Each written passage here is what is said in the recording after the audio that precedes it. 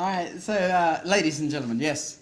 All right, the moment we've all been waiting for. I would like to now introduce. I'm going to quickly read her bio, and this is Dr. Jenkins. Is the president of the United Nations Association of Australia in New South Wales, and a member of the UNAA National Board. Growing up in Bondi, where many European post-war migrants settled, these displaced peoples with their tragic wartime experiences influenced her lifelong commitment to social justice and human rights. Dr. Jenkins was awarded her PhD and Bachelor of Arts with honours from the University of Sydney, where her PhD thesis is pioneering work that contributes towards explaining Australia's transformation into a thriving multicultural society. Ladies and gentlemen, Dr. Jenkins is passionate about creating a better world for all in the wonderful spirit of humanitarian mateship, which she says embodies the United Nations ideals. Ladies and gentlemen, I'll give you the President, Dr. Fisher Jenkins. Woo!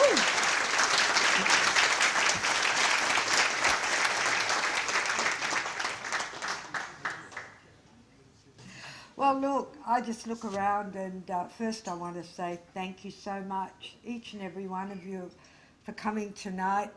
It's very moving, and it's very traditional in a sense, but it's also very heartfelt because to us it's something that is just so important, and just to see that in all your faces when we're outside, I think you share what I'm saying.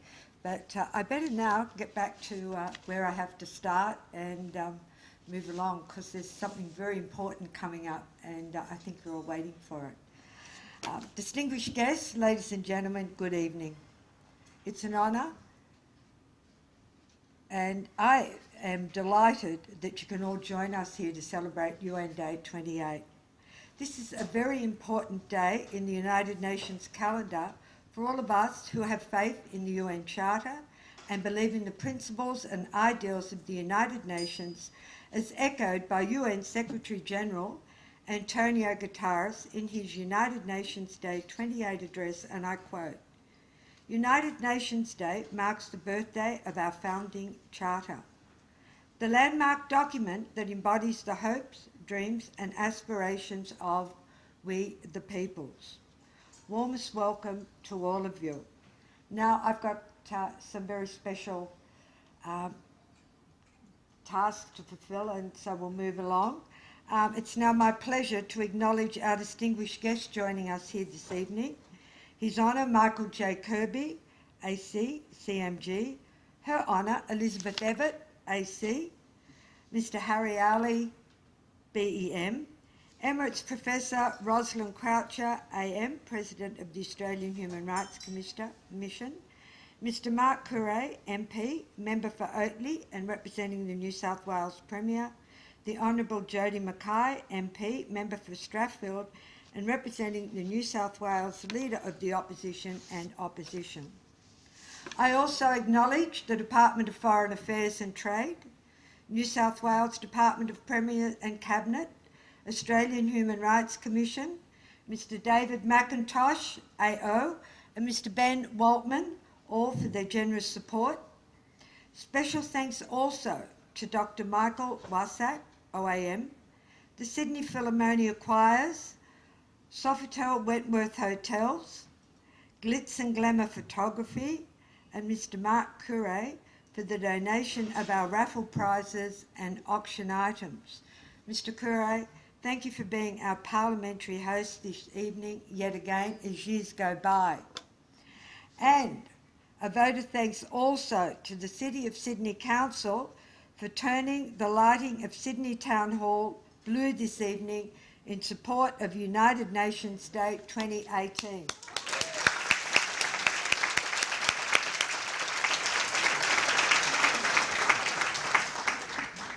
I thought it could be of interest that as we celebrate and recognise United Nations Day, we continue along a long tradition established in 1946 by the United Nations Association of Australia in New South Wales to remind all Australians and contributing nations of the ongoing peacekeeping and humanitarian undertakings of the United Nations. We can all be proud as Australians was one of the founding members of the UN and continues its support, which is of great significance as we have faced unprecedented growing global challenges. The United Nations Secretary-General reinforced such sentiments when he stated today, conflicts are multiplying, people are suffering, but we don't give up because we know every man, woman and child deserves a life of peace. And on UN Day, let us reaffirm our commitment to repair broken trust, to heal our planet, to leave no one behind, to uphold dignity for one and all as United Nations. And now I move to the highlight of our evening, the presentation of the United Nations Association of Australia UN Day Honours Award, which is in recognition of an individual or organisation that has made a significant contribution to the purposes of the United Nations. It is with respect that we present the award this evening to the Honourable Michael J. Kirby, AC, CMG, in recognition of his long-standing support for the United Nations humanitarian system, commitment to the advancement of human rights, and who has championed so many great causes.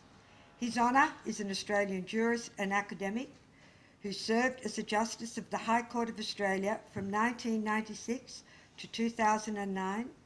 He's consistently lived out the values as enshrined in the United Nations Charter, from his work towards fostering better global understanding, advancing the rights of the LGBTIQ community, campaigning for improved global health programs, and speaking out on violation of international humanitarian law. Your Honour, you're an inspiration and global treasure. May I ask you to come up here, please, to receive your award.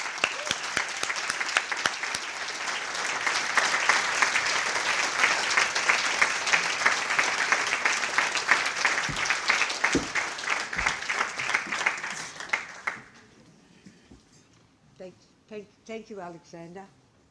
Your Honour, it's our honour to confer on you United Nations Association of Australia 2018 UN Day Honours for invaluable contribution to the advancement of the principles and ideals of the United Nations. Sincerest congratulations. Thank you very much.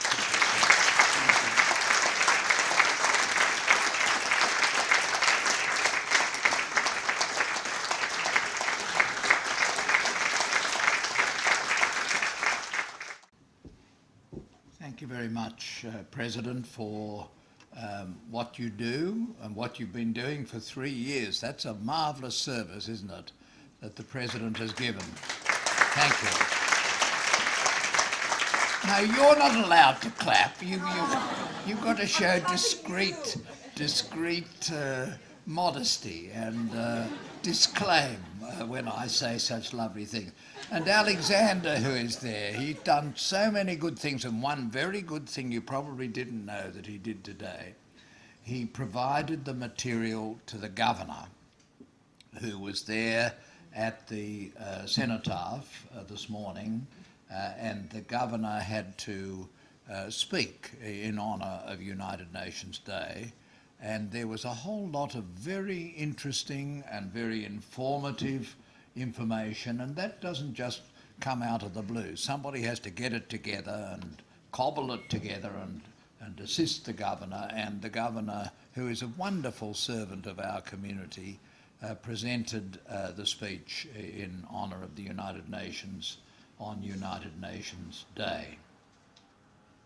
One of the things that was mentioned in the speech was that we are coming very close, as we probably all realise, to Armistice Day, to the actual centenary of Armistice Day, the 11th day of the 11th month of 2018.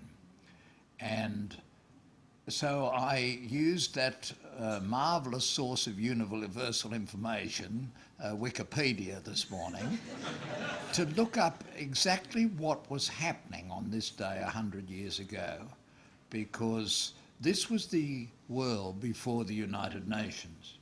And what was happening was that in Spa, in Belgium, the German High Command had set up its headquarters in the Battle of the Western Front. And Ludendorff, one of the two commanders, Hindenburg was one and Ludendorff the other, had told the Kaiser that the German army could not hold the line for another 2 weeks. And so you can imagine the flap that was going on at the Hôtel Grande Bretagne in Spa.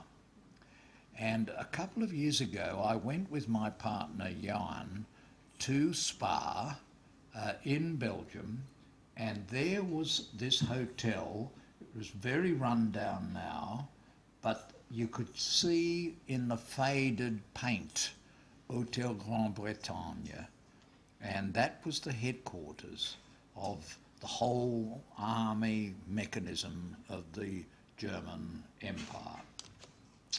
And they were trying to work out what on earth are we going to do to save the Kaiser and to exit this war with dignity. And the negotiations were extremely difficult because essentially, in part due to General Monash.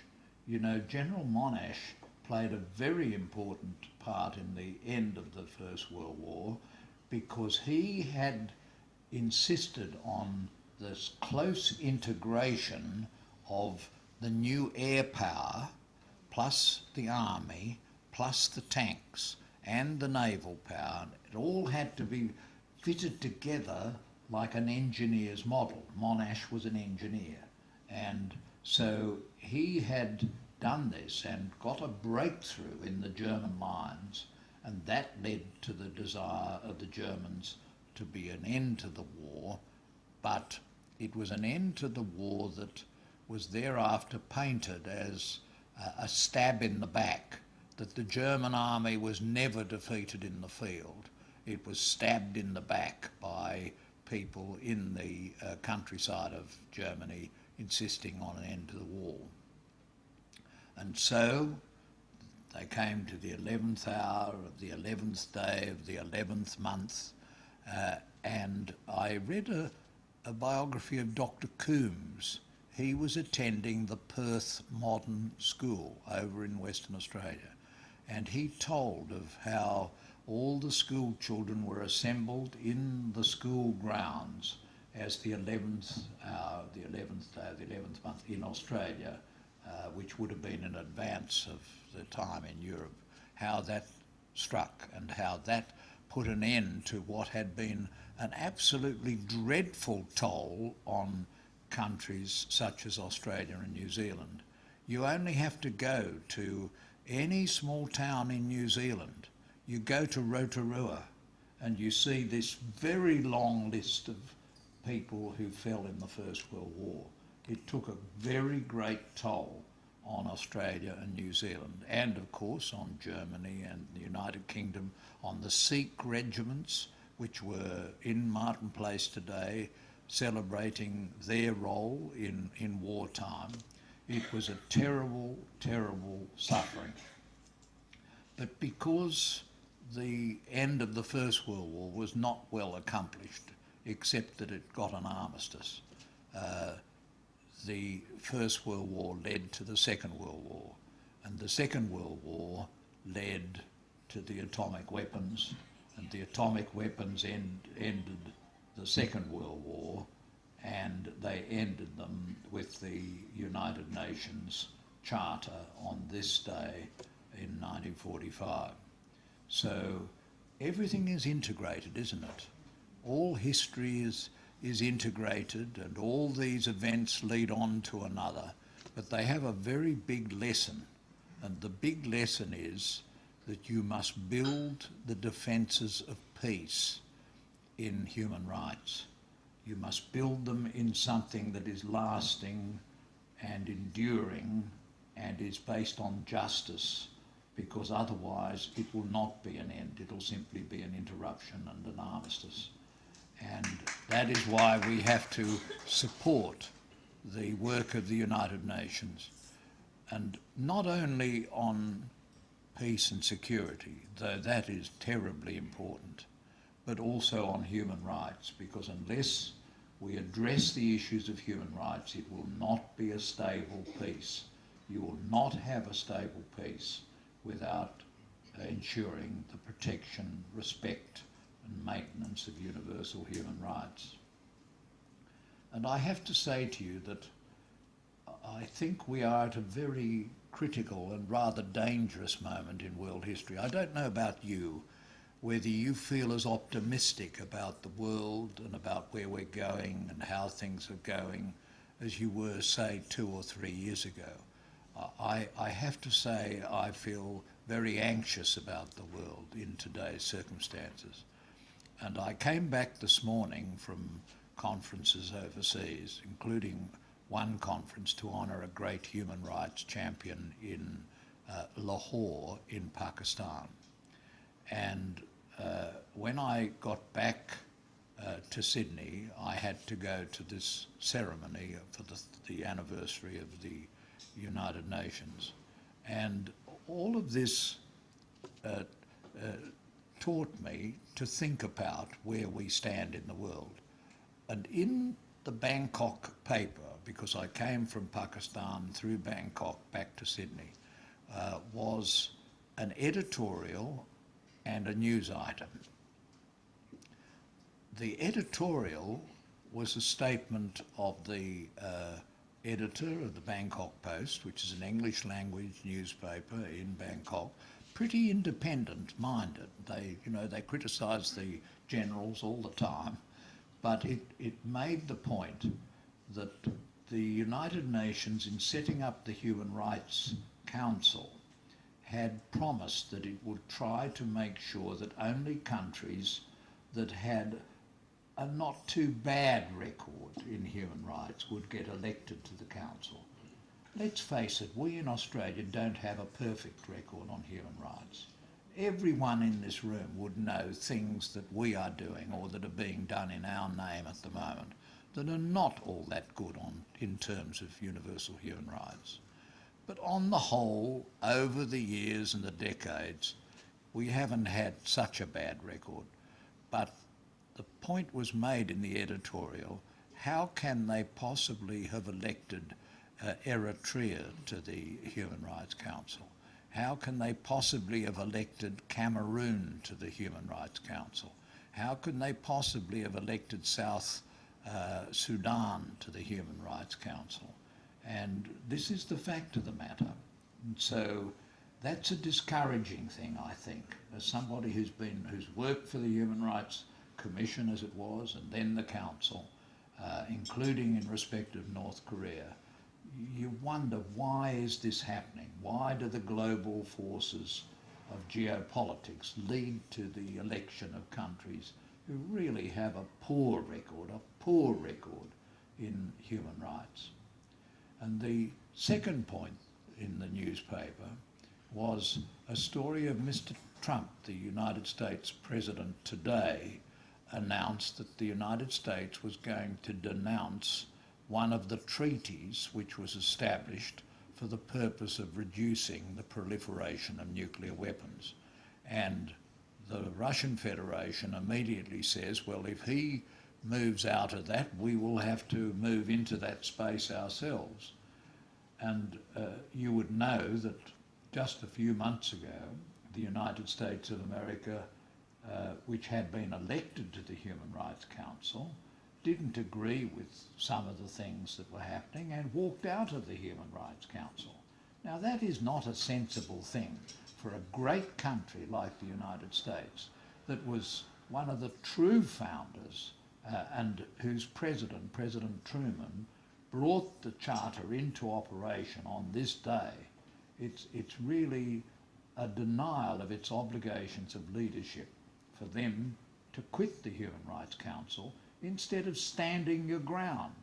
Let them criticise the enemies of human rights. Let them bring to notice, to world attention, the wrongs that are being done. But to walk out of the Human Rights Council is really a very, with respect, as we lawyers have to say when we're going to say something particularly nasty, with respect, it was a very wrong decision.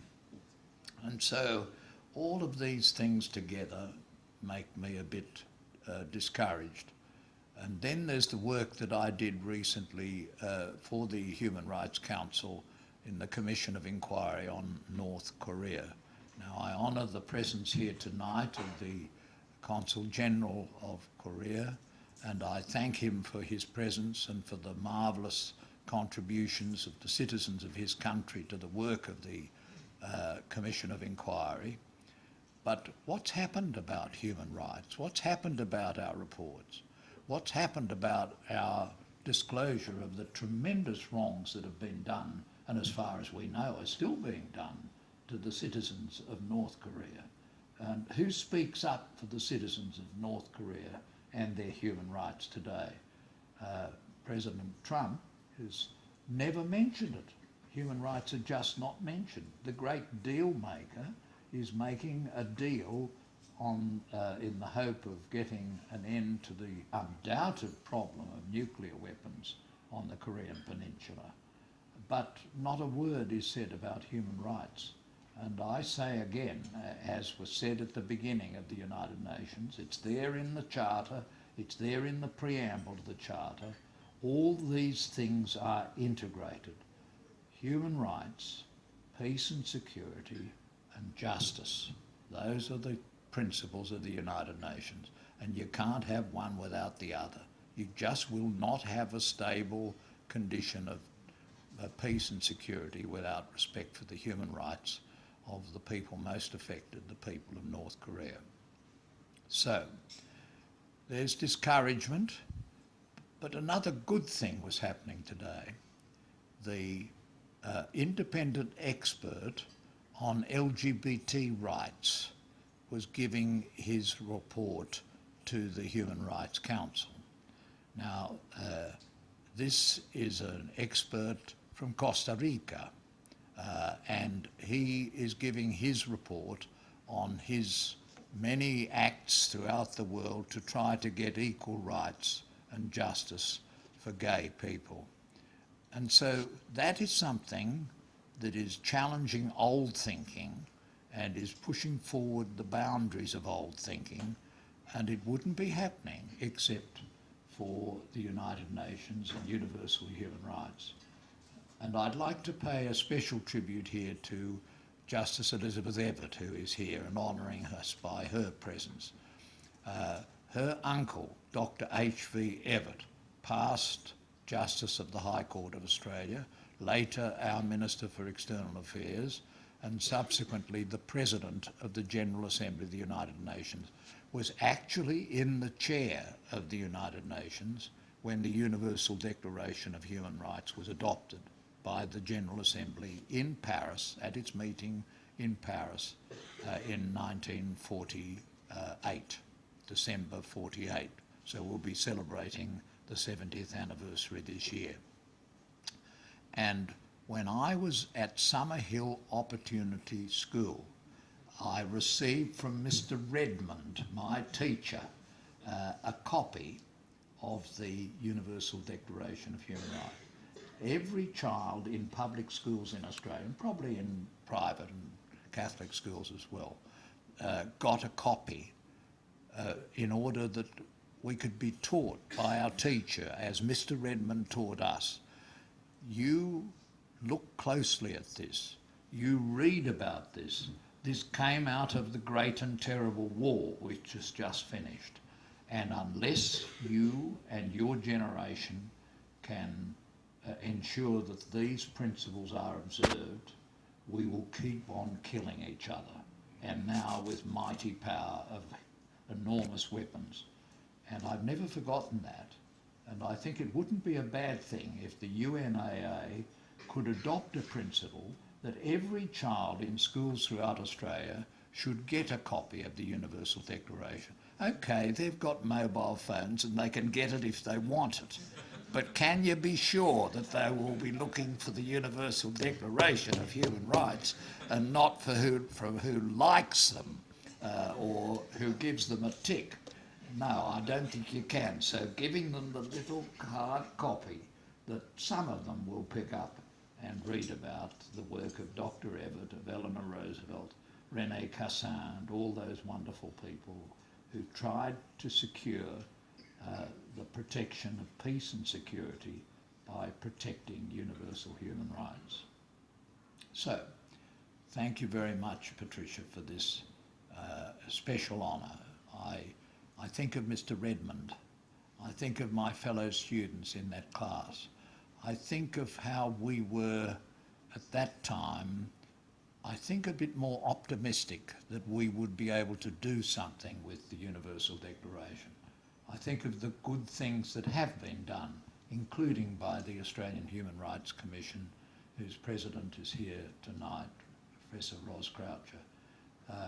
There's lots to be done, and there are disappointing things, but we have to remain optimistic, and that is why the United Nations Association of Australia is so important.